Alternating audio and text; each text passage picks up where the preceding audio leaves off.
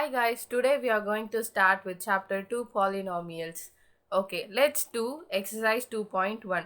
Here we are going to find the zeros of the number of zeros of the given line.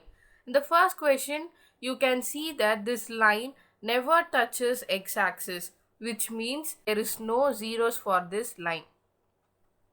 The number of times the line touches the x-axis, that is the number of zeros present for that line. Here in this fifth question, you see 1, 2, 3, 4. So here, here and here. So this line touches x-axis 4 times. So the number of zeros is 4 here. Next, before moving into exercise 2.2, now let's see certain basic formulas. Usually, an equation is represented as ax square plus bx plus c. So, for this equation, we need to find zeros of the equation, which means if alpha and beta are the zeros, if I substitute alpha instead of x, the equation will become 0. If I substitute beta instead of x, the equation should become 0.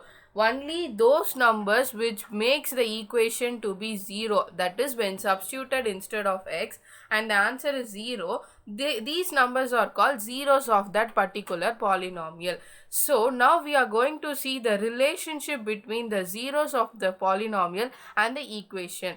Here, if alpha and beta are the zeros, then the sum of the zeros, that is alpha plus beta, will be equal to minus b by a. That b is the coefficient of x and a is the coefficient of x square. So it will be equal to minus b by a. And the product of the 0, that is alpha into beta, will be equal to c by a. C is the constant and a is the coefficient of the x square. So this is the relationship between the zeros of the polynomial and the equation.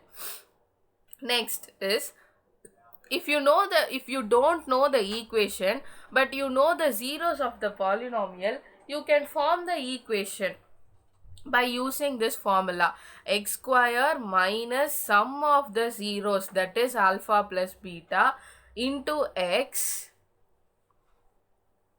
plus product of the zeros alpha into beta. So by substituting sum of the zeros and the product of the zeros in this formula, we can find the equation. Now based on the formulas we learned, let's do exercise 2.2. Here we are going to find the zeros of the equation. It is given 4u square plus 8u. Here we can take 4u as common outside, so it will be left out with u plus 2. So here we are going to take this one separately and this one separately. If 4u is equal to 0, then we know that u is also equal to 0.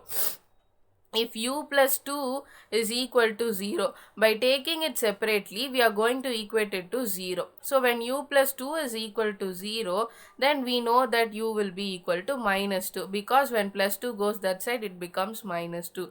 So here the zeros of the equation, that is u can be 0 or 2. Okay, next is t square minus 15. Here it represents a formula a square minus b square. So this can be written as a plus b into a minus b. So t square minus 15 can be written as t plus root 15 into t minus root 15. So when it is equated to 0, t plus root 15 is equal to 0, which means t will be equal to minus root 15. If t minus root 15 is equal to 0, then t will be equal to plus root 15. So minus root 15 and plus root 15 are the zeros of this equation. In this case, we are going to do splitting the middle term. What we will be doing is, we will be multiplying the coefficient of x square and the constant term. So 3 into 4 is 12. Next, the coefficient of x is written as it is. Here it is minus 12. 3 into minus 4 is minus 12 and here it is minus 1. So now we have to find two numbers. When multiplied it must give minus 12, and when added it must give minus 1. So we have to think of two numbers when multiplied that gives minus 12 and when added gives minus 1. It can be minus 4 and 3, because minus 4 into 3 is minus 12, minus 4 plus 3 is minus 1. So instead of the middle term we will be substituting these both. This becomes 3x square plus 3x minus 4x minus 4. Here I can take 3x common outside from these both terms. I will be left out with x plus 1, and here I can take minus 4 outside and I will be left out with x plus 1. So here I can take x plus 1 common outside and I will be left out with 3x minus 4. So here x will be equal to, x plus 1 is equal to 0. So x is equal to minus 1. 3x minus 4 is equal to 0. So 3x is equal to 4 and x is equal to 4 by 3. So the zeros of the polynomial are minus 1 and 4 by 3. Now let's move on to second question, third subdivision. Here the sum of the 0 and the product of the zeros are given. So we are now going to find the equation by using the formula x square minus alpha plus beta into x plus alpha into beta. So by substituting here we are going to find the equation x square minus, we know alpha plus beta is 0 into x plus alpha into beta is root 5. So x square plus root 5 is the equation. Similarly, by substituting here we get x square minus of 1 by 4 into x plus 1 by 4. So here it becomes minus into minus plus, so 1 by 4x plus 1 by 4.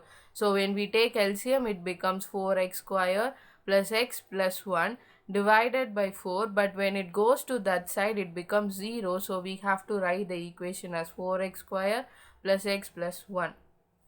Next is for x square minus alpha plus beta is 4, x plus 1 is the alpha beta.